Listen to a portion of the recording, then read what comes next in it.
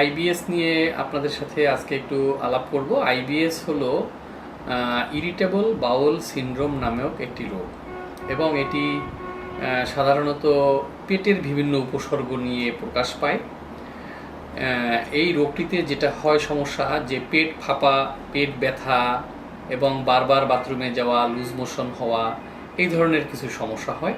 পেটে অনেক গ্যাস জমে যায়, খুব অস্বস্তি লাগে এবং পেটে একটু ব্যথা হয়, পেট কামড় দিয়ে একটু বাথরুম হয়ে যায়। এই সমস্যাটায় ভুগতে থাকেন এবং যাদের আইবিএস আছে তারা এটা নিয়ে সাংঘাতিক অস্বস্তির মধ্যে এবং কষ্টের মধ্যে থাকেন। তারা প্রাণান্তকর চেষ্টা করেন যে কিভাবে চিকিৎসা করে এটিকে ভালো করা যায়, কিন্তু এই রোগটির একটি বিশেষ দিক হলো যে এটিকে আসলে সম্পূর্ণরূপে অনেক সময় ভালো করা যায় না, তবে অধিকাংশ ক্ষেত্রেই এটিকে সম্পূর্ণ নিয়ন্ত্রণে রাখা সম্ভব হয়। এবং ব্যাপারটি এরকম যে কারো এখন আইবিএস আছে এবং তিনি যদি নিয়মগুলো সব ঠিকঠাক মতো মেনটেন করেন তাহলে একটা পর্যায়ে গিয়ে এই আইবিএস তার ভালো নিয়ন্ত্রণে থাকবে, এমনকি নাও থাকতে পারে। তো যে কোনো একটি ঔষধ দিলাম, একটি ঔষধের কোর্স কমপ্লিট করলো এবং এই রোগটি ভালো হয়ে গেল, এরকম চিকিৎসা এই রোগটির ক্ষেত্রে নেই। তো কতগুলো পদ্ধতি, কতগুলো উপায় আছে সেগুলো আপনাদেরকে বলে দেব।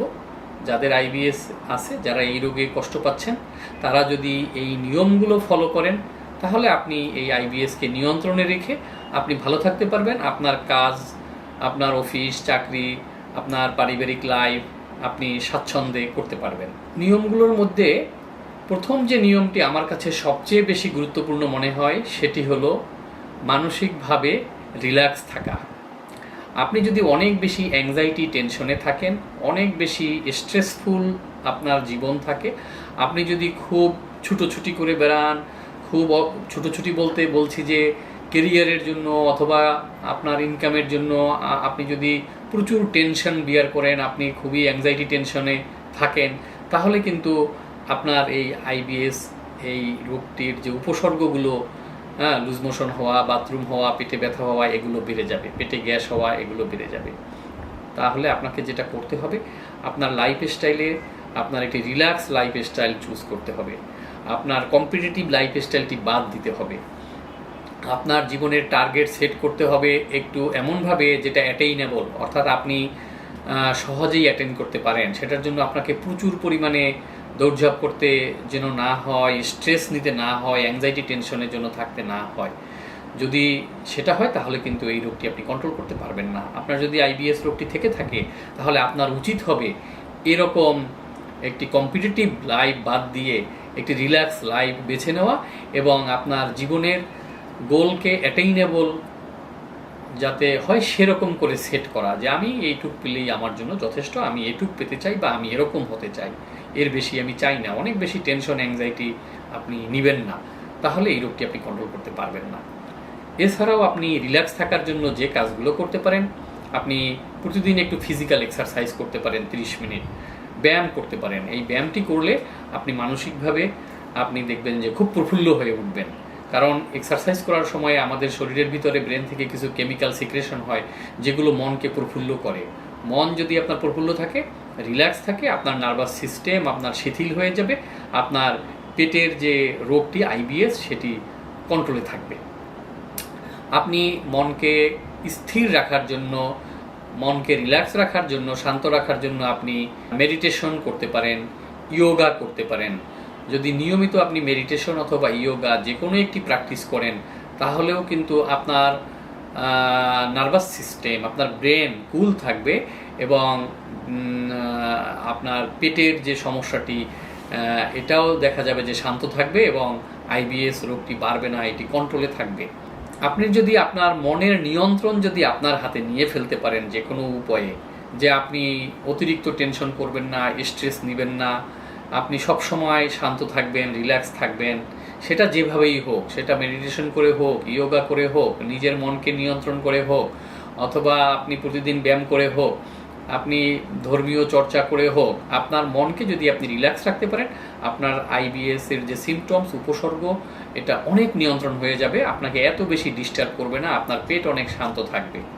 আপনার পেটের যে ক্লোন, আপনার যেটাকে অন্ত্র বলি, এটা স্টিমুলেটেড হয়ে যায়, ওভার স্টিমুলেটেড হয়ে যায় টেনশনের কারণে, যার কারণে আপনার এই যে ক্লোনের মোটাইলিটি বেড়ে যায়, গতি বেড়ে যায়, যার কারণে আপনার বারবার লুজ মোশন হয়, পেটে কামড় দিয়ে ব্যথা হয়। আপনার যদি মনকে আপনি শান্ত রাখতে পারেন, ব্রেন যদি আপনার শান্ত থাকে, নার্ভাস সিস্টেমটা যদি আপনার কুল থাকে, তাহলে কিন্তু আপনার এই পেটের যে নার্ভাস সিস্টেম এই রোগটির সাথে জড়িত সেটাও কুল থাকবে। সেই নার্ভগুলো যদি শান্ত থাকে, আপনার পেটের মোটাইলিটি, কোলনের মোটাইলিটি বাড়বে না, পেটে ব্যথাও হবে না এবং লুজ মোশনও বেশি হবে না। সুতরাং প্রথম কাজ হলো নিজেকে রিল্যাক্স রাখা। এটি করতে পারলে আপনার আইবিএস এর ট্রিটমেন্ট অনেকটাই হয়ে যাবে। সেকেন্ড যে জিনিসটি, সেটি হলো আইবিএস এই রোগটি যাদের আছে, কিছু কিছু খাবার তাদের পেটে টলারেট করে না। এই খাবারগুলো খেলেই তাদের পেটে এক ধরনের প্রবলেম তৈরি হয়, যেটা থেকে গ্যাস হয়, পেটে ব্যথা হয়, লুজ মোশন বেড়ে যায়। এই খাবারগুলো আপনাকে আইডেন্টিফাই করতে হবে যে কোন খাবারগুলো থেকে আপনার এই সমস্যাটা হয়। কমনলি দুই ধরনের খাবার থেকে হয়, যেমন দুধ জাতীয় যে খাবার, এগুলো থেকে অনেকের হতে পারে, আর একটা হলো শাক পাতা জাতীয় যে খাবার, সেগুলো থেকে হতে পারে। তো আপনি দেখবেন যে কোন খাবার খেলেই আপনার পেটে গ্যাস হয়ে যায়, পেট ফাঁপা দেয়, পরে পেটে কামড় দিয়ে বাথরুম হয়ে যায়, লুজ মোশন হয়, আপনি সেই খাবারটা অ্যাভয়েড করবেন, এটি বাদ দিয়ে দিবেন।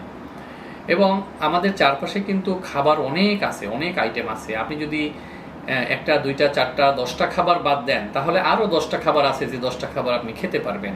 সেই খাবারগুলো খেয়ে আপনি ঠিকই ভালো থাকতে পারবেন।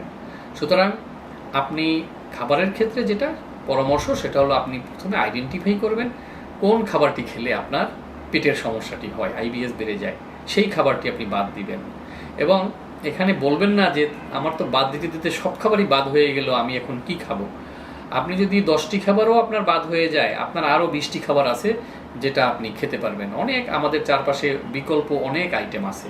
আপনার কিছু শাক বাদ দিলে দেখা যাবে কিছু সবজি আছে যেগুলো আপনি খেতে পারবেন, যেগুলো খেলে আপনার পেটে সমস্যা হয় না, আপনি সেগুলো খাবেন। আবার বিশেষ করে দুধ এবং দুধ জাতীয় খাবার, এটি আসলে আমরা কতজন খাই? আমরা তো অনেকেই দুধ জাতীয় দুধ খাই না। তো আপনাকে এটি বাদ দিলে আপনার হতাশার কোনো কারণ নেই। দুধ থেকে যে ভিটামিনগুলো আপনি পাচ্ছেন, সেটা আপনি কিন্তু মাছ মাংস খেলে সেখান থেকে আবার পেয়ে যাবেন। তো সুতরাং বিকল্প খাবারের ব্যবস্থা আছে। আপনি যে খাবার থেকে আপনার আইবিএস বাড়ে সেটি বাদ দিয়ে আপনি বিকল্প খাবার খাবেন। কমনলি দুটো খাবারের ব্যাপারে আমরা বাদ দেওয়ার পরামর্শ দিয়ে থাকি, সেটি হলো দুধ জাতীয় খাবার আর হলো শাক পাতা জাতীয় খাবার। তৃতীয়ত হলো যাদের আইবিএস আছে তাদের জন্য কিছু ঔষধ আছে। এখন এই ঔষধগুলো নির্ভর করবে আপনার আইবিএসটি কোন ধরনের, অর্থাৎ আপনার রোগটি কোন পর্যায়ে আছে, কোন ধরনের উপসর্গ আপনার হয়, সেটার উপরে ভিত্তি করে আপনার চিকিৎসক নির্ধারণ করবে কোন ঔষধগুলো আপনার জন্য সুইটেবল। সেই ঔষধগুলো আপনাকে ঠিক করে দিবেন, ডিউরেশন ঠিক করে দিবেন, মাত্রা ঠিক করে দিবেন। সেইভাবে খেলে সেটা দিয়েও আপনি আপনার পেটের এই সমস্যাটি আপনি নিয়ন্ত্রণে রাখতে পারবেন।